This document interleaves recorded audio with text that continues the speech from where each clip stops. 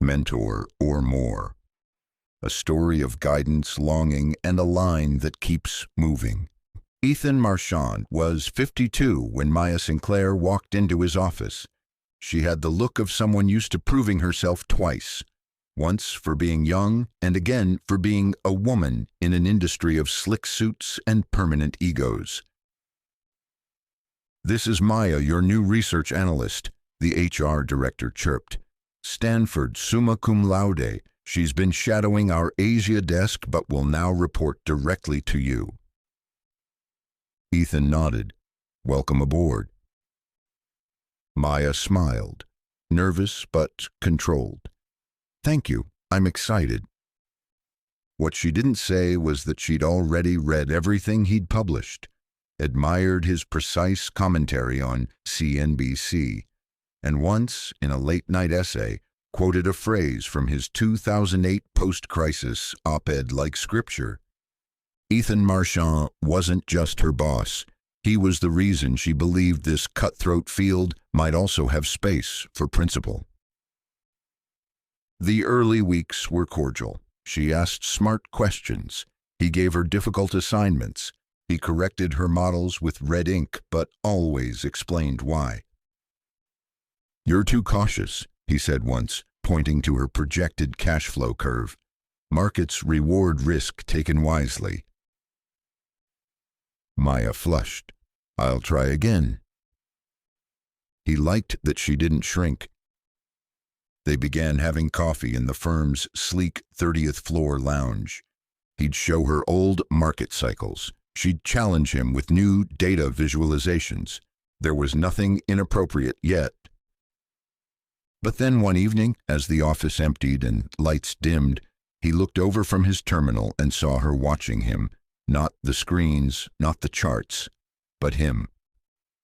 "Everything all right?" he asked. She blinked. "Yeah, just, you ever wonder if people like us live too much in numbers? Like we're fluent in everything except real life?" That night, Ethan stayed later than usual, thinking not about forecasts, but about her. It was at a conference in Austin that the boundary shifted. They were booked in the same hotel. After dinner with other panelists, most attendees peeled off, but Maya lingered near the lobby bar. "One drink?" she offered. He hesitated. "All right, just one." It wasn't just one. They talked about childhoods, how he grew up in Queens and she in Oakland, how he once thought he'd be a poet and she a marine biologist. "You still write?" she asked. He shook his head. "Words stopped coming after my divorce." "Maybe they just need a new muse." Her tone was light, teasing, but something in the air changed. At her hotel room door, he didn't kiss her. He wanted to. Instead, he said, "Sleep well." She touched his wrist. "You too." Back in New York, he pulled back. Fewer chats, fewer late-night edits. She noticed. "You're not mad, are you?" "No," he said, "just keeping things clean." "You think something got messy?" "Not yet." "But you think it might?" Silence. She stepped closer. "You think I don't know what this is?" Ethan looked away. "You're 30, Maya." "And you're 52. That makes me a grown woman and you a man with a conscience." He sighed. "I'm your boss, your mentor. This can't be confused."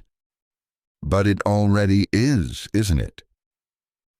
It happened on a Thursday, raining, the city slicked in amber streetlight and regret.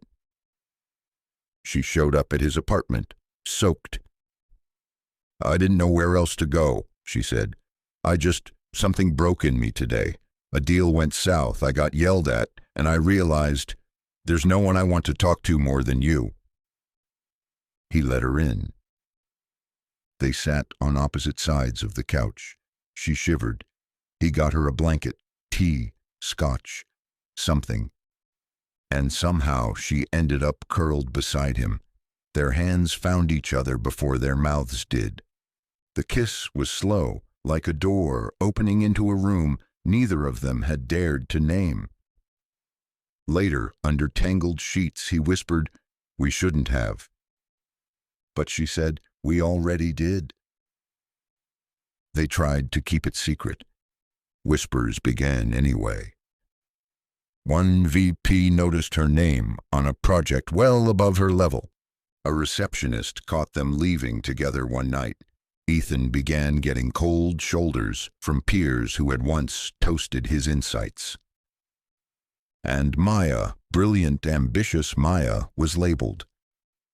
"Sleeping her way up," someone muttered. She confronted him. "Do you regret it?" He didn't answer fast enough. That night, she didn't stay over. The firm announced restructuring. Ethan was given an advisory role, a polite demotion. Maya was offered a new opportunity in San Francisco. When she told him, he looked at her like someone remembering a story already ending. "You should go," he said. "You want me to?" "I want you to have the career you deserve." She nodded. "So do I. I just thought maybe I could have that with you." Ethan didn't reply. She left in September. He started writing again. Quiet things, poems scribbled in the margins of annual reports. None of them mailed. One ended with, "You were the risk I never priced in, the yield I wanted, even knowing the cost. I hope your mornings are golden, even if I'm not there to see them." They met again in Chicago, Finance Summit. She wore a red dress. He wore age like a well-worn blazer. "You look content," he said. She smiled. "I am." They got coffee, laughed, caught up. No flirtation this time, just warmth. Before they parted, she asked, "Do you ever think about that year?" "Every time I walk past my couch," he said. And she laughed. They hugged, the kind of embrace that lasts just a little too long to be only polite. He never married again. She did, eventually, someone kind, from her team, her equal. But sometimes when the Manhattan sky turned pink and the river glittered like possibility, Ethan would take out an old photo, Maya half laughing at some market joke, and wonder, what if he'd said stay? And somewhere in San Francisco, a woman with a brilliant mind and a new last name sometimes closed her laptop, stared out the window, and thought, "He taught me how to read markets, but never how to stop feeling them